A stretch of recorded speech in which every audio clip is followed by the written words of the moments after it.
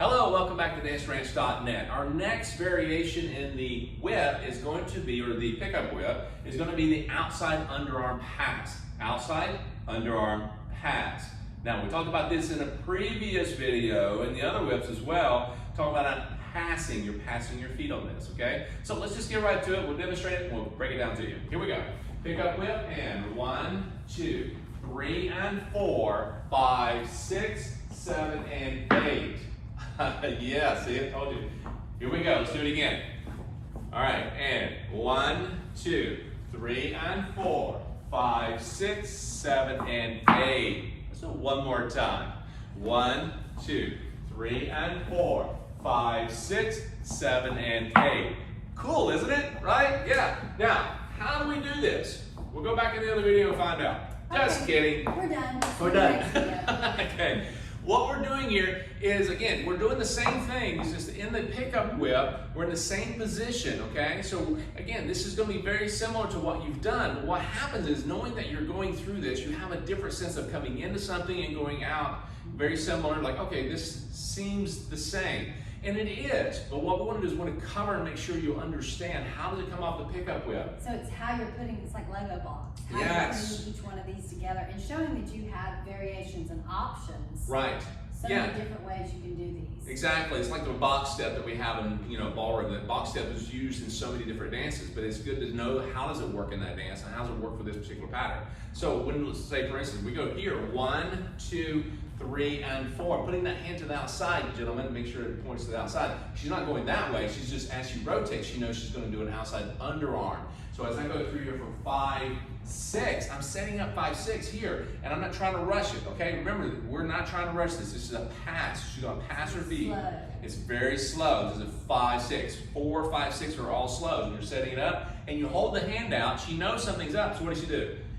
7 and 8. Now, when I do that, I'm allowing her to say, all right, 4, 5, 6. I'm keeping the hand up, and notice what I did. I didn't keep it at eye level. I brought it above her head, but kept it out, all right?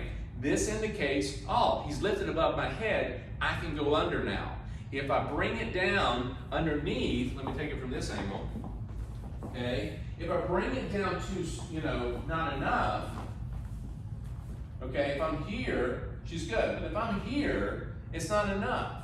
If I bring it down to here, it's not enough for her to go underneath, okay? There's something different, okay? Exactly. So if I bring it up like this and it's nice and slow, but it's sitting out here, it's not coming across, that means outside underarm, a slow and passing. 7 and 8. And notice how Monica goes underneath. She sits up here and she extends that arm because it's closer to the connection. She's able to extend that arm to give her some room and playfulness there. And also add in where I'm looking when I do that. Oh yes, when she's actually going through this, she may start off here, but guess what? This is the point where she can actually look over her shoulder and say, oh, I got you. I know what you're talking about. You get to hear, you're like, hey. You're kind of following the hand. Right, In this case. follow the connection, Yeah. right. So it takes you around the circle. Right, and she gets really happy on this, gentleman. If she finds, you see she's traveling, guess what you can do? Travel with her, if needed, okay? But you won't do that a whole lot. You'll get to 5, 6, you're in the track, in the track here, you're gonna anchor in place, but if you see she's traveling a little bit, you can actually move just a tad. Don't think absolute all the time, okay? So, here we go. And 1, 2, 3, and 4, 5, 6, 7, and 8. And notice on this particular step, the hand is upside down. What do you do to get back to that hand underneath, gentlemen? Bingo.